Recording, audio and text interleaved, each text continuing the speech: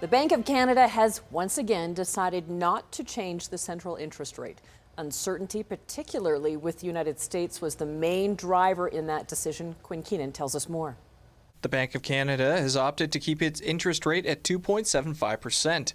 This is the second time in a row the rate has been held after a string of cuts. The Bank of Canada felt it couldn't adjust the rate without a stable trade deal with the United States. Difficult for businesses that are faced with new rules of the game every week.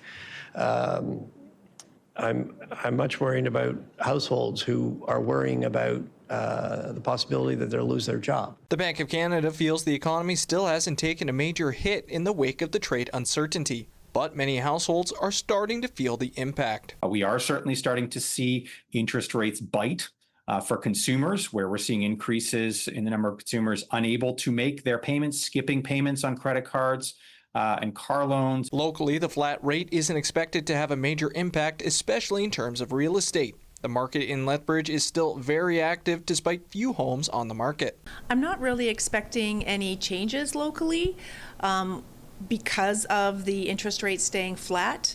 There still is a lot of first-time buyers out there. Real estate activity could pick up this summer. Summer typically sees more sellers putting their homes on the market. But despite more homes being available, buyers will need to act quickly. Any properties under $400,000, their days on market is very, very short, like usually less than 20 days. So it's still going to be a fight for those buyers to find something that fits their budget. The Bank of Canada's next rate decision is set for July 30th.